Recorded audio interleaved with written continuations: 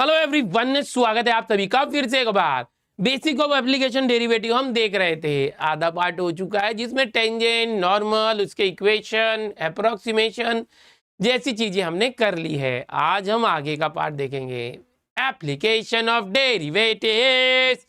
बच्चों, application of derivative में अगर बात करेंगे तो यहाँ पर already slope of tangent, equation of tangent, normal, ये रेट मेजर वाले टॉपिक, रेट चेंज वाले टॉपिक, अलग अलग शेप्स होते हैं ये सब, उनके कैसे हमें सरफेस एरिया और वॉल्यूम निकालना है वो सब हमने देखा था।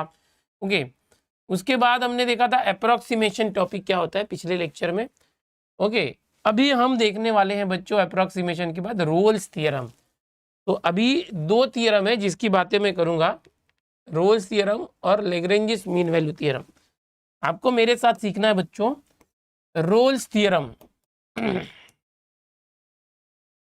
रोल्स थियरम एकदम ध्यान से देखेंगे, Rolle's theorem and Lagrange's mean value theorem. ये दो थियरम हैं।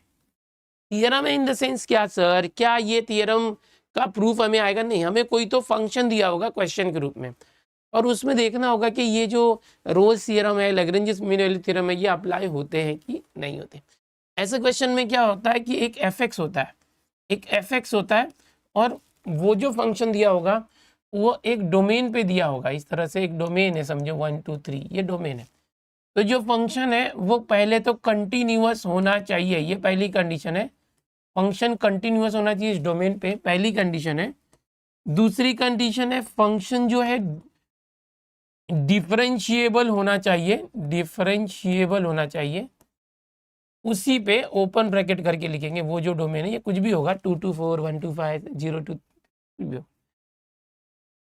ओके, इस तरह से। और रोल्स थ्योरम कहता है f of a is equal to f of b होना चाहिए।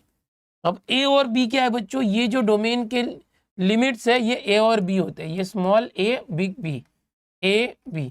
तो ए और बी की वैल्यू एक्स में रखेंगे तो एफ ए और एफ बी की वैल्यू सेम होनी चाहिए। ये तीनों को हम बोलते हैं कंडीशंस। और ये कंडीशन अगर कोई फंक्शन सेटिस्फाई करता है तो हम बोलते हैं रोल्स थ्योरम सेटिस्फाई हो रहा है। ये होने के बाद अगर ये जो फंक्शन, इस फंक्शन का डेरिवेटिव लेते हैं, एफ एक्स का derivative F dash x, but हम पॉइंट सी पर लेते हैं सी, तो जो डेरिवेटिव होता है वो 0 होता है। अगर ये हुआ तो वो प्रूफ हो जाता है। ये हमें रोल्स थ्योरम प्रूफ करने आता है। तो हम दिए हुए फंक्शन का डेरिवेटिव लेते हैं और वो कौन से पॉइंट पे 0 हो रहा है वो देखना है। जो पॉइंट आ रहा है वो ए और बी के बीच में होना चाहिए। C should belong A to B. ये ए और बी समझो ये 1 से लेके 3 है, तो हमारा पॉइंट जो सी है 1 से ज़्यादा होगा, 1.2 1.3 2.8 2 ऐसे होगा। 3 से ज़्यादा नहीं होगा, 1 से कम नहीं होगा, ऐसा एक सी पॉइंट होगा। तो ये हमें फाइंड आउट करना पड़ता है, इसको कहते हैं रोल्स थ्योरम। ये आपको याद रखना है। क्या क्या है रोल्स थ्योरम? पहले एफ एक्स है वो कंटिन्यूअस होना चाहिए, एफ एक्स है डिफरेंशिएबल होना चाहिए, ये दिया होगा क्वेश्चन में ए टू बी वाला।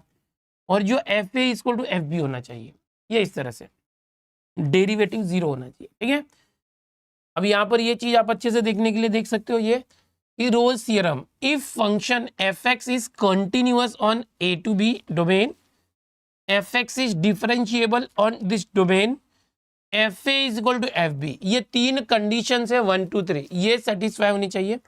Then there exist at least one C value in domain A to B such that the derivative of function F dash at point C, F dash C जो X है उसकी जगह सी करो इक्वल टू 0। तो एक सी करके एक पॉइंट होगा, वो सी पॉइंट ढूंढना होता है। तो ये आपने देखा रोल्स थ्योरम मैंने बता दिया, रोल्स थ्योरम। अब ऐसे ही लैग्रेंजियस मीन वैल्यू थ्योरम होता है। ये क्या होता है बच्चों? इसके स्टार्टिंग के दो कंडीशंस होते हैं यहाँ पर कि एफ एक्स जो है वो कंटिन्यूअस होना चाहिए दिए हुए डोमेन पे, जैसे था यहाँ पर। एफ एक्स जो है वो डिफरेंशिएबल होना चाहिए बच्चों, जो दिया हुआ डोमेन था उस पर कौन सा। अब देखो, जब डिफरेंशिएबल करते ओपन ब्रैकेट लिखो, कंटिन्यूअस करते क्लोज ब्रैकेट। देखो इसको बोलते क्लोज ब्रैकेट, इसको बोलते हैं ओपन ब्रैकेट। इसका मतलब समझा देंगे आपको अभी। तीसरा जो पॉइंट है वो यहाँ नहीं होता। एफ ए और एफ बी फंक्शन की वैल्यू एट पॉइंट ए और बी सेम नहीं होती। तो क्या होता है, यहाँ पर डेरिवेटिव 0 भी नहीं होता। यहाँ पर एफ डैश सी का एक फॉर्मूला होता है, f of b minus F a, और ये जो है बी माइनस ए कर देंगे इस तरह से। ये एक फॉर्मूला होता है। यहाँ पर भी जो सी पॉइंट है वो बिलोंग करेगा ए टू बी, यानी सी की वैल्यू इस ए और बी के बीच में होनी चाहिए। अगर आप ऐसे क्वेश्चन को एलएमवीटी से करेंगे, लैग्रेंज मीन वैल्यू थ्योरम से, तो भी कर सकते हो। इस क्वेश्चन में एफ ए और एफ बी की वैल्यू सेम होती है, इस फॉर्मूले में रखोगे एफ ए और एफ बी की वैल्यू माइनस हो जाएगा।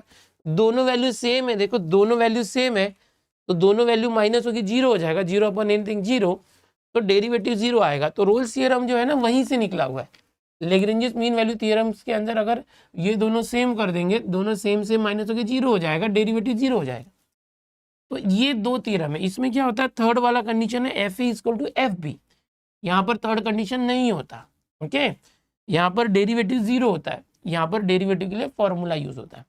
इसको हम लोग लैग्रेंज मीन वैल्यू थ्योरम बोलते हैं। कभी कभी सिर्फ मीन वैल्यू थ्योरम भी बोला तो चलता है। अब ये रोल्स थ्योरम हुआ था, फिर सेम देखो यहाँ पर लैग्रेंज मीन वैल्यू थ्योरम है। यहाँ पर देखेंगे लैग्रेंज मीन वैल्यू थ्योरम, दो ही कंडीशन है, F x is continuous in A to B, F x is differentiable in A to B, है ना, यहाँ क्लोज ब्रैकेट यहाँ open bracket, then there exist at least one C value such that F dash C is equal to F B minus F A upon B minus A. ये formula, इसको आपको याद रखना चाहिए। ये लैग्रेंज मीन वैल्यू थ्योरम होता है, ठीक है। अब ये जो भी चीज़ें हैं, इसमें क्लोज ब्रैकेट बताता हूँ पहले। देखो अगर मैं बोलूँ कि यहाँ पर 1 से लेके 3 क्लोज ब्रैकेट के साथ है, और ये 1 से लेके 3 ओपन ब्रैकेट है, इसको बोलते हैं क्लोज ब्रैकेट, तो बोलते हैं ओपन ब्रैकेट। इसमें फ़र्क क्या है, ये 1 से 3 मतलब क्या होगा, जो x की वैल्यू है 1 और 3 के बीच में है, यहाँ पर भी x की वैल्यू 1 और 3 के बीच में है, बट x की वैल्यू 1 और 3 के बीच में 1 से ज़्यादा और 3 से छोटा। यहाँ पर भी x की वैल्यू 1 से ज़्यादा 3 से छोटा, ओके। बट यहाँ क्लोज ब्रैकेट में 1 को इक्वल भी होता है, x की वैल्यू 1 को इक्वल भी होती है। क्लोज ब्रैकेट है तो 3 को इक्वल भी होगा, बट ये ओपन ब्रैकेट है तो यहाँ इक्वल नहीं होगा। ये फर्क होता है ओपन और क्लोज ब्रैकेट में, ठीक है। अभी यहाँ पर ये लैग्रेंज मीन वैल्यू थ्योरम हो गया। यहाँ पर मैं आपको एक क्वेश्चन करके दिखाता हूँ, ठीक है। टेक्स्ट बुक से आप देखोगे तो एप्लीकेशन ऑफ डेरिवेटिव में सेकेंड चैप्टर में ये क्वेश्चन मिलेगा आपको, थर्ड एक्सरसाइज में। Check whether the conditions of Rolle theorem are satisfied. Okay, यहाँ पर हम देखेंगे पेज नंबर 76 पर है क्वेश्चन, समझाने के लिए ले रहा हूँ। क्वेश्चन है F x is equal to x square minus 2x plus 3, और बोला है x बिलोंग्स टू 1,4। मैं बोला है कि check whether conditions of Rolle's theorem are satisfied. आपकी टेक्स्ट बुक से क्वेश्चन एकदम ध्यान से देखना। Check whether conditions of Rolle's theorem, ये क्वेश्चन है बच्चों। तो कैसे करना है एकदम ध्यान से देखो। जैसे मैंने आपको बताया, जब भी रोल्स थ्योरम का क्वेश्चन आएगा, लैग्रेंजेस के लिए तो 2 कंडीशन है, रोल्स थ्योरम के लिए 3 कंडीशन है। जो फंक्शन है कंटिन्यूअस होना चाहिए, फंक्शन डिफरेंशिएबल होना चाहिए, एफ ए और एफ बी की वैल्यू सेम होनी चाहिए। तो बस यहाँ पर ये अप्लाई कर दे। क्या करेंगे देखना, जब भी इस तरह से कोई पॉलिनोमियल होता है, इसको पॉलिनोमियल बोलते हैं, बहुपदी, ओके, पॉलिनोमियल है। अब यहाँ पर पहले लिखते हैं, सोल्यूशन लिखो या प्रूफ लिखो। चलो, एफ एक्स क्या दिया है, x square minus 2x plus 3, समझना। हाँ, फिर हम लोग क्या करेंगे, डायरेक्ट लिखेंगे since F x is a polynomial. कैसे पता चल रहा है ये पॉलिनोमियल है, 9th में पढ़ा है ना, ऐसा जो क्वाड्रेटिक इक्वेशन होता है ये क्यूब वाला होगा, ऐसे एक्स के टर्म में इस तरह से कुछ इक्वेशन होता है, उसको पॉलिनोमियल बोलते हैं। अभी जो पॉलिनोमियल्स होते हैं वो हमेशा कंटिन्यूअस होते हैं, हमेशा डिफरेंशिएबल होते हैं। रोल्स थ्योरम की बात हम लोग कर रहे हैं। रोल्स थ्योरम में हमने देखा है कि भाई जो फंक्शन है कंटिन्यूअस होना चाहिए, फंक्शन डिफरेंशिएबल होना चाहिए। तो जब अगर ये पॉलिनोमियल दिया है ना, तो हम डायरेक्ट लिख देते हैं, डायरेक्ट फंक्शन पॉलिनोमियल है, इसलिए देयरफॉर ये जो फंक्शन है ये कंटिन्यूअस है, फंक्शन इज कंटिन्यूअस। और हम लिखेंगे ये देयरफॉर फंक्शन इज डिफरेंशिएबल। क्यों? क्योंकि ये पॉलिनोमियल है। सर ये फिर इधर ही करना है कि हमेशा करना है? मैक्सिमम क्वेश्चन में ऐसे ही करना है। जो स्टार्टिंग के दो कंडीशन थे, कंटिन्यूअस और डिफरेंशिएबल, डायरेक्ट ऐसे करना है। जब कंटिन्यूअस करते तो ये डोमेन लिखना ऑन 1 to 4 क्लोज ब्रैकेट। जब डिफरेंशिएबल लिखते तो इसका ब्रैकेट जो है ओपन कर देना ऐसे। अभी तीसरा क्या था? तीसरा याद आ रहा है आपको? क्या था तीसरा बच्चों? यहाँ पर तीसरा था कि एफ ए और एफ बी सेम होना चाहिए। एफ ए और एफ बी कैसे सेम होगा देखेंगे। यहाँ पर एफ ए और एफ बी निकालो दोनों अलग अलग। तो देखो ये जो एक्स होता है ना, एक्स, ये जो एफ एक्स है, एक्स की जगह ए रखना है। ए मतलब 1, बी मतलब 4। ये डोमेन जो होता है ना, ए और बी की वैल्यू होती है A1 B4। ए की जगह 1 रखो, ए की जगह 1 रखो इस, और यहाँ पर बी की जगह 4 रखो। अब ये जो एफ एक्स है, एक्स की जगह 1 रखो। 1 स्क्वायर 2 इंटू 1 प्लस 3 क्या आएगा देखो। 1 square 1 minus 2 into 1 2, 1 minus 2 minus 1। Okay, 1 minus 2 minus 1 plus 3 2 आ गया। 4 रखो तो एक्स की जगह 4 रखो, ये 4 है। 4 square minus 2 into 4 plus 3, 4 square 16, 16 minus 8, 8 plus 3 11। तो ये सेम आया क्या? नहीं, ये दोनों सेम आने चाहिए थे। अगर 4 रख रहा हूँ, 1 रखो या 4 रखो, ये एफ एक्स की वैल्यू सेम आना चाहिए। अगर नहीं आ रहा है तो हम लिखेंगे रोल्स थियरम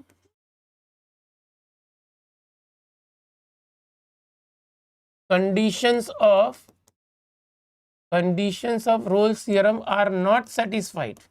खत्म। ये इस तरह से होता है बच्चों। कंडीशंस सेटिस्फाई हुएगा नहीं।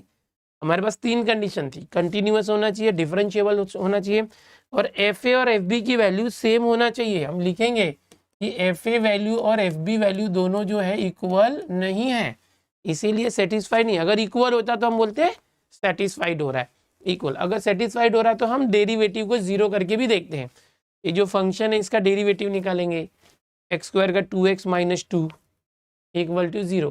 फिर x की जगह c करते हैं और c की वैल्यू निकालते हैं। c की वैल्यू जो है 1 और 4 के बीच में आना चाहिए। तो ये इस तरह से होता है। ऐसे ही सेम LMVT का क्वेश्चन होता है।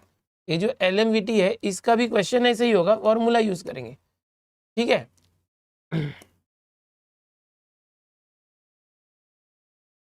यहाँ पर आगे मैं बताता हूँ।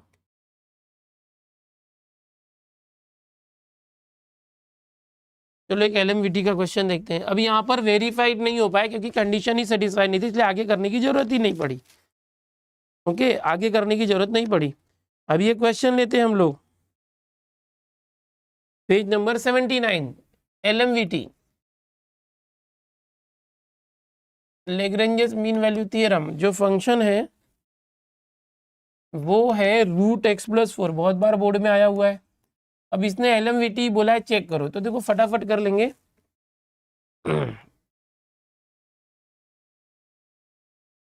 डायरेक्ट लिख देंगे यहाँ पर जो भी ये रूट है और अंदर पॉलिनोमियल है। तो कैसे मैंने बताया था, यहाँ पर भी 2 कंडीशन होती है। यहाँ पर हम लिखेंगे एफ एक्स इज, डायरेक्ट लिख देना, कंटिन्यूअस ऑन, क्या था डोमेन, अच्छा डोमेन दिया है क्या देखते टेक्स्ट बुक में, 0 to 5 दिया है, ऑन 0 to 5 दिया हुआ है। Okay, F x is continuous on 0 to 5, F x is differentiable. देखना मैं तरीका बता रहा हूँ, डायरेक्ट लिखा जाता है, ये पॉलिनोमियल ऐसे लिख सकते हैं यहाँ पर। अब यहाँ पर तीसरा कंडीशन नहीं होता, लैग्रेंजेस मीन वैल्यू थ्योरम में तीसरी कंडीशन होती है क्या? नहीं, हम डायरेक्ट एक फॉर्मूला यूज करते हैं। कौन सा फॉर्मूला यूज करते हैं बच्चों? F dash c equal to F B minus F a. LMVT में ये फॉर्मूला याद रखो बस। ये ए और बी की वैल्यू निकालना, देखो A0 B5, ये लिख लो पहले, A0 B5। इस फॉर्मूले में आपको देखो सबसे पहले ये मिल गया, B जो है 5 है और A 0 है। एफ बी मतलब B मतलब 5 माइनस एफ ए मतलब 0 ऐसे। अभी एफ डैश सी चाहिए। एफ डैश सी मतलब एफ एक्स का डेरिवेटिव, एफ एक्स का डेरिवेटिव, ये जो फंक्शन है इसका डेरिवेटिव, रूट का डेरिवेटिव 1/2 रूट होता है। जैसे ये रूट में उसका डेरिवेटिव 1/2 रूट, फिर रूट के अंदर जो इसका वापस डेरिवेटिव, एक्स का डेरिवेटिव 1, 4 का 0, ये हो गया। अभी यहाँ पर क्या करेंगे, ये हो चुका है। अब यहाँ पर सी चाहिए, एफ डैश सी, जहाँ भी एक्स है ना सी कर देना ऐसे, ये आ गया 1/2 रूट एक्स की जगह सी कर देना, ये हो गया। अभी यहाँ पर हमें f b f a f 5 और एफ 0 चाहिए। चलो एफ 0 और एफ 5 जैसे पिछले क्वेश्चन में निकला था वैसे एफ 0 0 रखेंगे तो क्या आएगा एक्स 0, ये आ जाएगा रूट 0 + 4 रूट 4 4 का स्क्वायर रूट 2 5, एक्स की जगह 5 रखा तो 5 + 4 रूट 9 3 आ गया। F5 3 आया, F0 2 आया, ये सेम नहीं आएगा कोई बात नहीं। F5 3 आया और ये 2 आया, 5 - 0 5। F डैश सी क्या आया देखो, F डैश सी 1/2 रूट सी + 4 आया, ये देखो ये जो है रखो, इसमें हमें सी की वैल्यू पता करनी है। अब देखो यहाँ पर मैं यहाँ पर लिखता हूँ, चलो ये 3 - 2/5 आया था, 3 - 2 कितना हो गया 1/5, ये हुआ। यहाँ पर था 1/2 रूट सी + 4। अब क्रॉस मल्टीप्लाई कर देते, देखो 2 रूट सी + 4 × 1 तो वही आएगा, या तो उल्टा कर दो, दोनों को उल्टा कर दिया, इसको उल्टा कर दिया, या तो समझो क्रॉस मल्टीप्लाई, इसका मल्टीप्लाई 1 में किया तो वही आया, या उल्टा किया ऐसे समझो। स्क्वायरिंग बोथ साइड करो, दोनों साइड का स्क्वायर, 2 का स्क्वायर 4 हो जाएगा और ये इसका स्क्वायर करेंगे तो स्क्वायर रूट हट जाएगा c + 4 और 5 का स्क्वायर 25। अब सॉल्व करते देखो, यहाँ पर ये c + 4 है, ये 4 उस तरफ गया 25/4, c + 4 = c + 4 = 25/4 आ गया। 4 को वहां ले गए 25/4 -4 हो गया ना, c = अब देखो ये प्लस था माइनस हो गया, 4 4 था 16, 25 - 16 25 - 16 तो ये 9 हो गया /4, तो ये c की वैल्यू आई। अगर इसको देखा जाए पॉइंट में तो 4 2 = 8, 1 आ गया, 1 आ गया तो 0 4 एक मिनट, 4 2 = 8 1 आए, 4 2 = 8 4 5, तो ये आ गया c। अभी देखो हमारा डोमेन क्या था, चेक करते बच्चों, डोमेन था 0 से 5, तो क्या ये वैल्यू 0 और 5 के बीच में है, क्या ये वैल्यू 0 और 5 के बीच में है? यस, 2.25 जो है 0 5 के बीच में आता है, तो हम लोग बोलेंगे c belongs to 0,5, hence Lagrange's mean value theorem is satisfied. इस तरह से हम बोलेंगे, बस इतना करना होता है आपको। जो c की वैल्यू आएगी ना बच्चों, वो c की जो वैल्यू है इस डोमेन के बीच में 0 और 5 के बीच में ना, 0 से ज़्यादा 5 से कम, तो ऐसे करके हम देखते हैं। तो ये रोल्स थ्योरम था, लेग्रेंजेस मीन वैल्यू थ्योरम हुआ। चलो आगे देखते हैं अभी हम, अभी ये मैंने एग्जांपल बताया आपको समझने के लिए कि इस तरह से होता है, आपको याद रखना। अभी अगला हम देखेंगे इंक्रीजिंग फंक्शन डिक्रीजिंग फंक्शन, इस चैप्टर की जान है। इंक्रीजिंग फंक्शन डिक्रीजिंग फंक्शन में कोई भी फंक्शन है ना, उसे हम चेक करते हैं, कोई फंक्शन को चेक किया जाता है। तो यहाँ पर बता दूं, कोई एक फंक्शन लेते हैं, एक फंक्शन लेते हैं बच्चों, एक फंक्शन है, यह है 2x + 5। अब ये जो फंक्शन है ना, या तो इंक्रीजिंग फंक्शन होगा या डिक्रीजिंग फंक्शन होगा। कैसे चेक करते हैं, तो जो भी फंक्शन उसका हम डेरिवेटिव निकालें, अगर वो डेरिवेटिव है 0 से बड़ा है तो हम बोलते हैं इंक्रीजिंग फंक्शन है। क्या है?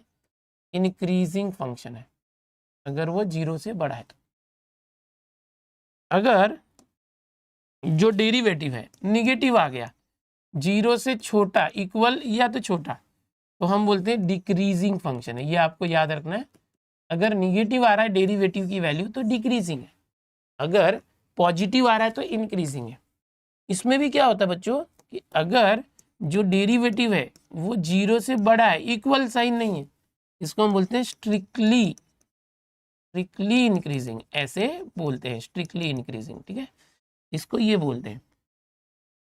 अगर समझो यहाँ भी जो डेरिवेटिव है वो 0 से छोटा है, इक्वल साइन नहीं है, तो हम बोलते हैं स्ट्रिक्टली डिक्रीजिंग, इस तरह से हम बोलते हैं। यस, तो इंक्रीजिंग डिक्रीजिंग फंक्शन ऐसे चेक कर। अब जैसे ये फंक्शन, इसका डेरिवेटिव क्या आएगा, 2x का 2 5 का 0, 2 आ रहा है पॉजिटिव आ रहा है, 0 से बड़ा आ रहा है, मतलब इंक्रीजिंग है। डेरिवेटिव पॉजिटिव आ रहा है मतलब इंक्रीजिंग है। तो ये ऐसा तरीका होता है, हम डेरिवेटिव निकाल के चेक करते हैं। इंक्रीजिंग फंक्शन पहला डेरिवेटिव 0 से बड़ा या तो इक्वल, डिक्रीजिंग फंक्शन डेरिवेटिव 0 से छोटा या तो इक्वल। स्ट्रिक्टली इंक्रीजिंग मतलब क्या कि ये इक्वल साइन हटा देंगे, इसको मोनोटोनिकली भी बोलते हैं, मोनोटोनिकली भी बोलते हैं, ठीक है, मोनोटोनिकली, आपको मोनोटोनिकली भी बोलते हैं। ये इंक्रीजिंग डिक्रीजिंग फंक्शन हो गया। अभी कभी किसी का डेरिवेटिव जीरो है, डेरिवेटिव जीरो होने का मतलब स्लोप जीरो है, आपने सीखा था टेंजेंट का स्लोप होता है, डेरिवेटिव टेंजेंट का स्लोप होता है, स्लोप जीरो, स्लोप जीरो है मतलब टेंजेंट जो है एक्स एक्सिस को पैरेलल है। ऐसे टाइम पे जो एफ एक्स है इंक्रीजिंग है या डिक्रीजिंग है वो बोल नहीं सकते।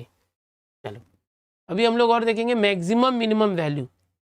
मैक्सिमम मिनिमम वैल्यू क्या होता है इस चैप्टर में? मैक्सिमम मिनिमम वैल्यू, देखो बच्चों कोई फंक्शन है उसको जब सॉल्व करोगे तो उसकी दो दो वैल्यू आ सकती है। जैसे एक कर्व है, हो सकता है यहाँ पर उसकी मैक्सिमम वैल्यू हो और यहाँ पर उसकी मिनिमम वैल्यू है, तो किसी की मैक्सिमम वैल्यू कितनी होगी और मिनिमम वैल्यू कितनी होगी वो हमें देखना पड़ता है, वो हमें पता लगाना पड़ता है। तो वो कैसे पता लगाते हैं उसका एक तरीका है बच्चों। क्या तरीका है कि कोई भी फंक्शन है बच्चों, आप उसका डेरिवेटिव कर लो। पहला डेरिवेटिव आया, उस पहले डेरिवेटिव की वैल्यू को जीरो से इक्वल कर दो, पहले डेरिवेटिव की वैल्यू को जीरो से इक्वल कर दो, किया। अब ऐसे करने से ना आपके पास दो दो वैल्यू आती है, कभी कभी एक ही वैल्यू आती है, कभी दो दो वैल्यू आ जाती है। एक्स की वैल्यू जो है दो दो वैल्यू आती है।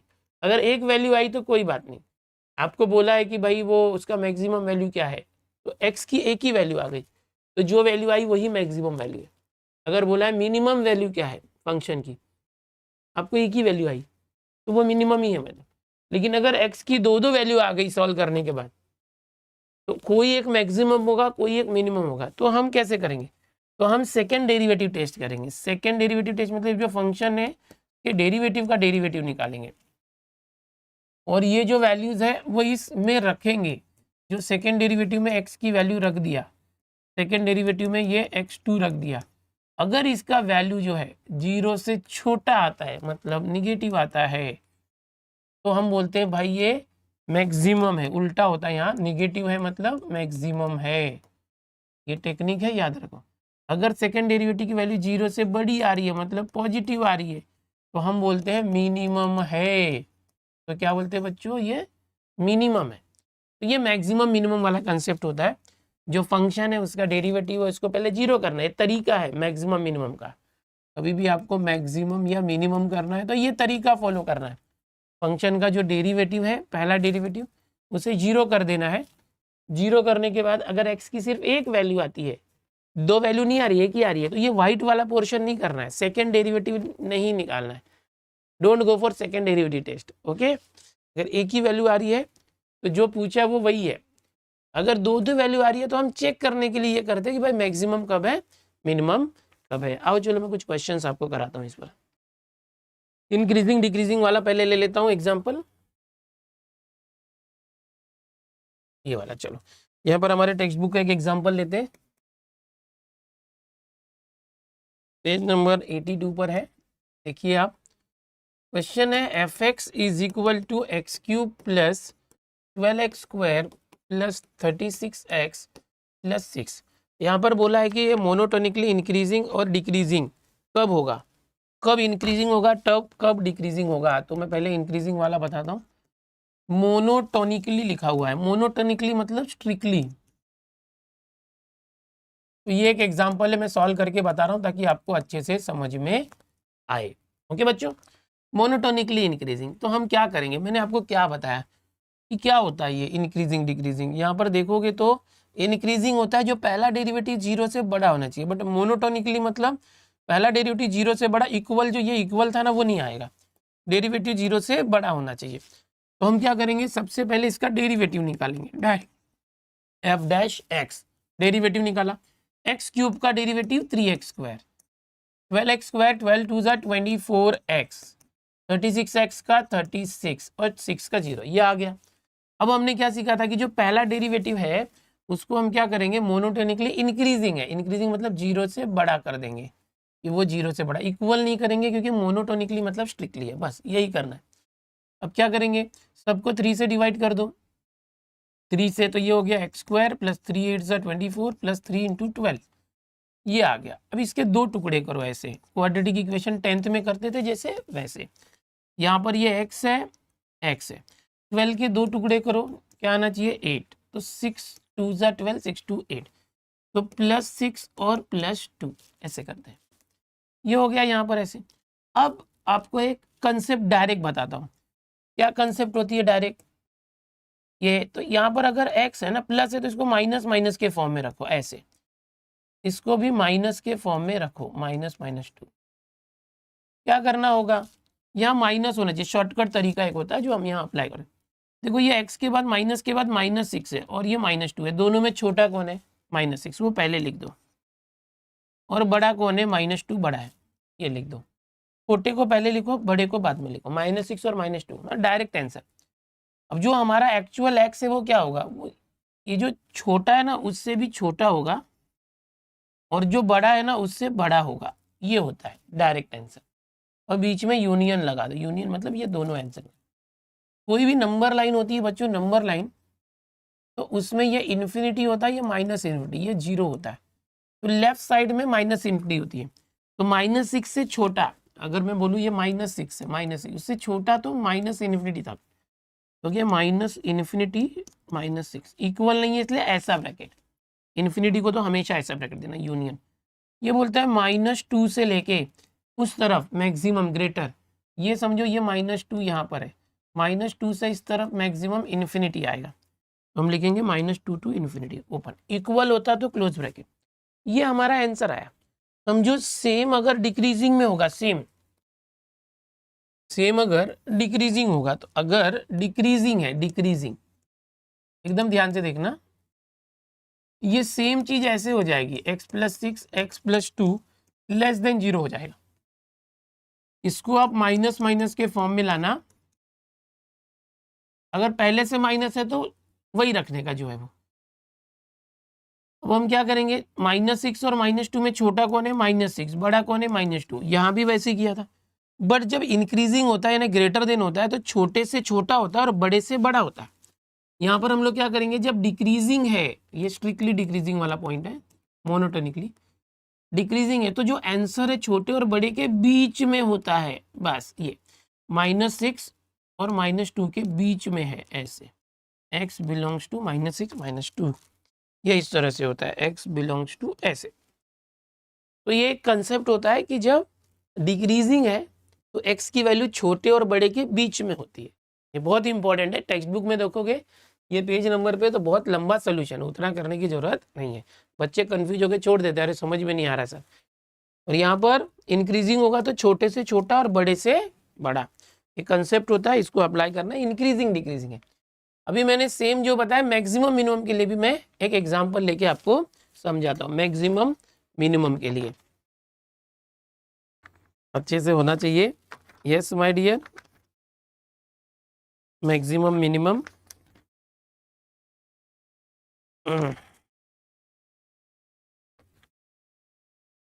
अपने टेक्स्ट बुक के एक्सरसाइज के क्वेश्चन को हम लेते हैं। Okay, page number 90। चलो एक क्वेश्चन लेता हूँ, मैक्सिमम मिनिमम क्वेश्चन है, ये बहुत बार बोर्ड में आया हुआ है, x log x,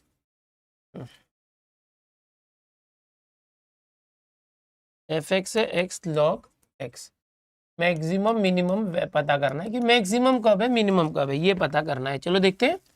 yes my dear, तो सबसे पहले मैंने क्या बताया, मैक्सिमम मिनिमम का कंसेप्ट क्या था, हमने जो सीखा है मैक्सिमम मिनिमम की, भाई सबसे पहले जो फंक्शन है उसका डेरिवेटिव निकालो और उसको 0 कर दो। अगर x का एक ही वैल्यू आया तो अच्छी बात है, नहीं आया दो वैल्यू आया तो चेक करना पड़ता है सेकंड डेरिवेटिव से।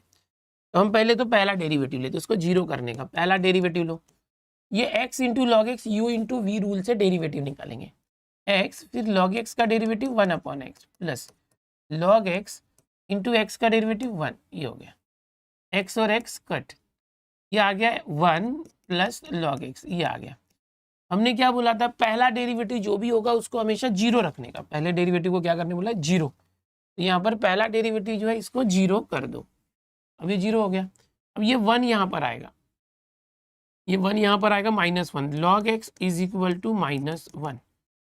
अब कैसे सॉल्व करेंगे, यहाँ पर एक्सपोनेंशियल फॉर्म, इसका बेस कुछ नहीं है तो e, तो एक्सपोनेंशियल फॉर्म करो, x इज इक्वल टू, ये e यहाँ जाएगा e raise to -1, x is equal to e raise to -1 मतलब 1/e, तो ये x की वैल्यू आई, कितनी वैल्यू आई? ओनली वन वैल्यू आई। अगर एक वैल्यू आई है तो अब ये एक वैल्यू आई है ना, तो अगर क्वेश्चन में बोला है कि ये मैक्सिमम पता करो तो इसका मतलब ये मैक्सिमम ही देने वाला है, तो सेकेंड डेरिवेटिव पता करने की जरूरत नहीं है। अगर बोला मिनिमम पता करो तो ये आ गया, इससे मिनिमम निकालेंगे, बट सेकेंड डेरिवेटिव करने की जरूरत नहीं। हमें बोला है कि बताओ ये मैक्सिमम है कि मिनिमम है, तब हम चेक करने के लिए सेकेंड डेरिवेटिव निकाल सकते हैं। चेक कैसे करेंगे डेरिवेटिव, सेकेंड डेरिवेटिव निकालने के लिए मैं बताता हूँ आपको। देखो ये F x F dash x है, तो बराबर इसको हमने जीरो कर दिया, ये ऐसे। अभी ये वैल्यू उठा के हमें इस एफ एक्स में रखना है, इस वैल्यू को यहाँ पर ये जो एफ एक्स है इस एक्स में ये रखना होगा, तब आपको मैक्सिमम मिनिमम वैल्यू पता चलेगा। ये एक्स की जगह 1/e लॉग एक्स की जगह e, ठीक है, तो 1/e लॉग ई क्या होता है? लॉग ई 1 होता है। अरे वाह, यहाँ पर जो x, अच्छा यहाँ पर x की जगह 1/e था, एक मिनट, x की जगह log 1/e, ये ऐसा हो गया। देखो जहाँ भी x है उधर 1/e रखा। अभी हमें सॉल्व करना पड़ेगा ना, ये log को अगर मैं अंदर भेजता हूँ, या तो इसको हम लोग ऐसे करते, ये हो जाएगा log 1/e हो गया e⁻⁻1, नहीं यहाँ पर डायरेक्ट है वो लिख सकते हैं, 1/e माइनस को log ने खींच दिया -1, ये log e हो गया। कभी भी याद रखना बच्चों, log e की वैल्यू 1 होती है, ये याद करके रखो। तो log e 1 हो गया, 1 × -1 ये मल्टीप्लाई -1/e। तो आपका जो फंक्शन का वैल्यू आया, जो भी पूछा होगा मैक्सिमम मिनिमम, वो ये होगा। याद रखना मैक्सिमम मिनिमम वैल्यू निकालने के लिए जो भी x की वैल्यू आती है ना, उसको उठा के fx में x की जगह रखना होता है, ऐसे। ये जो fx है यहाँ पर रखना होगा इस x की वैल्यू को, ठीक है। अगर यहाँ पर x की दो वैल्यू आ गई तो उसको चेक करने के लिए हम सेकेंड डेरिवेटिव का यूज करते हैं और पता लगाते हैं कि क्या होगा। अभी उसके लिए भी एक एग्जांपल मैं आपके टेक्स्ट बुक से लेता हूँ। यस, एग्जांपल लेते हैं। एक एग्जांपल है, पहला एग्जांपल है y इज इक्वल टू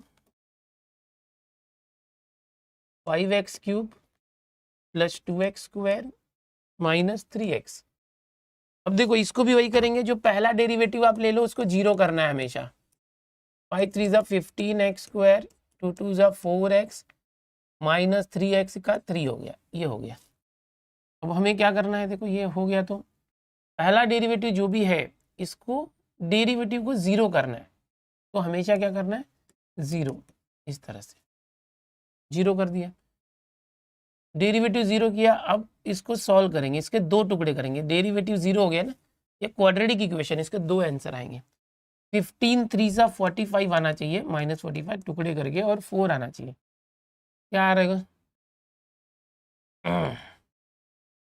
9 5 ज़ा आ रहा है 45, 9 5 ज़ा 5 9 ज़ा 45, बीच में प्लस है, बड़ा प्लस, ये दो टुकड़े करते इसको, ये हो गया 15x² minus 5x plus 9x minus 3, इसको तोड़ के दो टुकड़े कर दिए, ठीक है। इसके दो टुकड़े कर रहे, दोनों को जोड़ी जोड़ी बना, 10th में आपने किया हुआ वही तरीका। 5 3 ज़ा -1 3 3x minus 1 equal to 0। 3x minus 1 जो है उसको एक बार कर दो, और 5x प्लस 3 एक बार। ये हो गया 3x माइनस 1 इक्वल टू 0 और 5x plus 3 equal to 0। x is equal to -1 हो गया, 1/3 हो गया बच्चों, और यहाँ पर x इक्वल टू -3/5 हो गया। x की दो वैल्यू आई। अब ये दो वैल्यू आई ना, तो हमें चेक करना पड़ेगा। देखो यहाँ पर ऐसा भी क्वेश्चन आ सकता है, अगर x की दो वैल्यू आई तो हम क्या करेंगे, पहला डेरिवेटिव था ना, इसका दूसरा डेरिवेटिव निकालेंगे, सेकेंड डेरिवेटिव, ऐसे जस्ट चेक करने के लिए कौन सा मैक्सिमम है कौन सा मिनिमम। 15x² का क्या होगा, 30x, 15 2 ज़ा 30x और प्लस 4। अब इसमें ये x की वैल्यू रख के देखने का है ना, सेकेंड डेरिवेटिव टेस्ट एकदम। At x is equal to 1/3, second derivative क्या आ रहा है, देखो इस तरह से लिखेंगे, सेकेंड डेरिवेटिव 30 1/3 प्लस 4, 3 10 ज़ा 10 1 ज़ा 10 प्लस 4 14, जो कि 0 से बड़ा है, पॉजिटिव आ रहा है। पॉजिटिव आ रहा है मतलब क्या होगा कि fx या y, यहाँ पर लिखा है fx के बदले y लिखा है, y हैज़, देखो मैंने बताया था कि अगर सेकेंड डेरिवेटिव पॉजिटिव आ रहा है, याद करो, मैंने आपको बताया था कि अगर सेकेंड डेरिवेटिव जो है, सेकेंड डेरिवेटिव पॉजिटिव आ रहा है, उसको मिनिमम बोलते हैं। क्या बोलते हैं? y has minimum at x is equal to 1/3। ठीक है, अब आप क्या करोगे, जो y वैल्यू है यहाँ पर x की जगह पे 1/3 रखोगे, जहां भी x है 1/3 रखोगे, ऐसे जहां भी है, और जो भी y का वैल्यू आएगा वो ये आएगा मिनिमम वैल्यू, इसको बोलेंगे मिनिमम वैल्यू। ये तरीका होता है बच्चों। अभी मैक्सिमम वैल्यू करने के लिए, अभी मतलब इसका मतलब पक्का है कि ये मैक्सिमम देगा। कैसे? ये जो सेकेंड डेरिवेटिव उस पर रखो, at x is equal to -3/5। Second derivative निकालो, क्या आएगा? ये 30 इंटू -3/5 प्लस 4, 5 6 -18 प्लस 4 -14। ये 0 से छोटा निगेटिव है, निगेटिव है मतलब ये क्या देगा? मिनिमम देगा। हम लिखेंगे y हैज मिनिमम वैल्यू, एक मिनट, निगेटिव है मतलब मैक्सिमम देगा, ऑलरेडी मिनिमम हो चुका है। y हैज मैक्सिमम वैल्यू कौन से पॉइंट पे? ये x is equal to -3/5 value at x is equal to -3/5, ऐसे करेंगे। और आप क्या करोगे, ये जो y इज इक्वल टू ये लिखेंगे 5, x की जगह पे -3/5 रखो, क्यूब प्लस 2, x की जगह पे ये रखो -3, और ये करने के बाद आपको y की वैल्यू मिलेगी, मैक्सिमम वैल्यू, mx वैल्यू। ये इतना का थोड़ा लेंथी होता है, ये तरीका होता है बच्चों। इस तरह से जो मैंने खाली छोड़ा ये आप सॉल्व करना, ये वैल्यू निकालना है ना, ये खाली छोड़ा है वो आप करना है। तो ये तरीका होता है मैक्सिमम और मिनिमम का। सारा कंसेप्ट मैंने यहाँ पर आपको बता दिया है। एप्लीकेशन ऑफ डेरिवेटिव इस तरह से होता है। पहला एक्सरसाइज जो है उसमें टेंजेंट और नॉर्मल के इक्वेशन फाइंड करना होता है, रेट मेजर्स पता करना होता है। सेकेंड एक्सरसाइज में अप्रोक्सीमेशन करना है। थर्ड एक्सरसाइज में Rolle's theorem, Lagrange mean value theorem करना है। फोर्थ एक्सरसाइज में इंक्रीजिंग डिक्रीजिंग फंक्शन और मैक्सिमम मिनिमम वैल्यू करना है। तो उसका पूरा बेसिक फॉर्मूला मैंने बताया, उसके ऊपर सब मैंने बताया, आपको ये आएगा। ये चैप्टर का एक बेस मैंने बताया, अगर आपको ये सब आ गया तो पूरा चैप्टर आप कर लोगे, है ना। उसके लिए क्वेश्चंस की प्रैक्टिस करो, ठीक है। मिलते हैं नेक्स्ट वीडियो में, नेक्स्ट चैप्टर में। Bye bye everyone, take care.